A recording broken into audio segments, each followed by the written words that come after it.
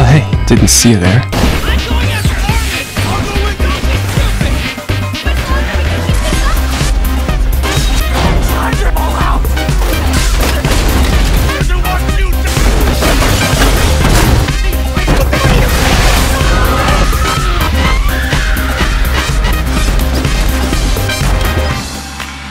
So, did you run across this video looking for succulent reinforcement on your favorite shonen? Or are you a hipster cave dweller trying to find another voice on the internet to help tear down this overhyped piece of malarkey? Ready to pounce on the newest juicy IP once it soaks in enough mainstream admiration because, let's face it, every hipster needs to maintain standards, even pasty vitamin D deficient goblins. Now, I'm not one to make assumptions about people I don't know online, but if you do choose to hazard the outdoors as infrequently as this gentleman here, you're not as unreasonable as your mom thinks. Because, dear viewer, out there, beyond that fence are people.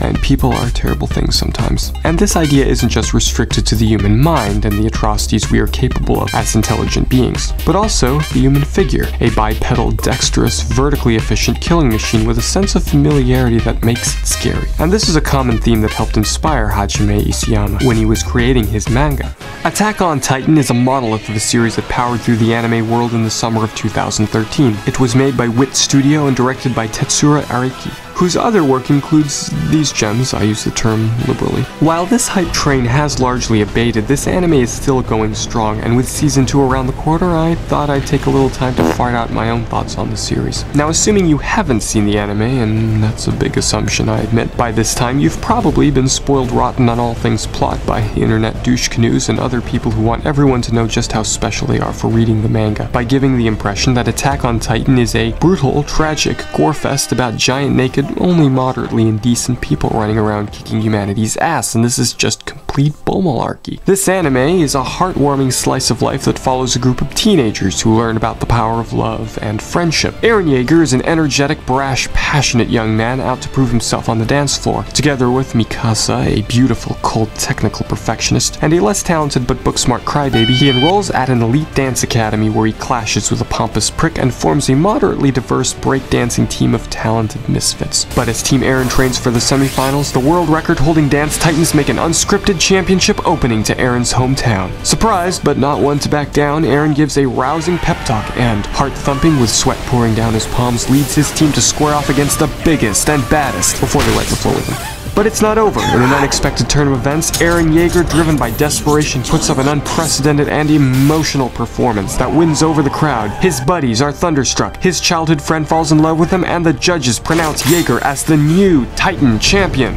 What an honor! On the technical side of things, Attack on Titan looks gorgeous. Sometimes, and more minimal at others, but the quality doesn't generally dip below an immersion-breaking level, and it's obvious that the series animators knew what they were doing by distributing the budget effectively, being more generous on scenes that needed it, and conservative on ones that didn't. The dub sounds okay. I watched the series subtitled, but I still enjoy it. Some people have issues with pacing, which starts out at a breakneck speed and slows down to a crawl.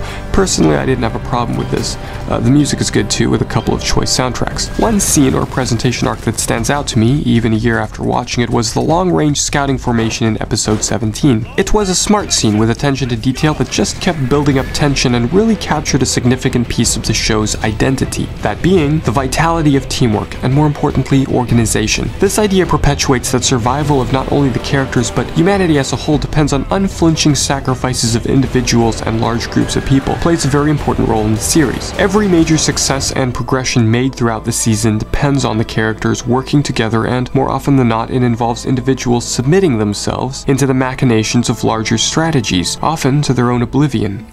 We see this on a massive scale within the first couple of episodes, where the central government organizes many of the 200,000 plus survivors of the first Titan onslaught to launch a suicide campaign to retake Wall Maria in order to lessen food shortage. And this concept of self-sacrifice for the greater good, be it the team or the larger organization, is a chronic theme that occurs in practically every encounter, whether one agrees with it or not. I suspect that this is partly why the series is as critically acclaimed as it is. There is a severe limit to how powerful these characters are as individuals, individuals. Certainly, some are stronger than others, but every character holds such a level of vulnerability and constraint so that cooperation and exchanges of trust are required between the characters who often come from conflicting backgrounds, which makes the series interesting. Even when characters are working together, they're still constantly outclassed, and this allows the tension to be relentlessly maintained and built up very quickly. There are a few minor hiccups with the series, sure, over-dramatic freakouts, over-exposition, and a perceived conceptual hiccup where all the characters spend all their time traveling everywhere except the one place that might actually have useful information. One great thing about the show is accessibility.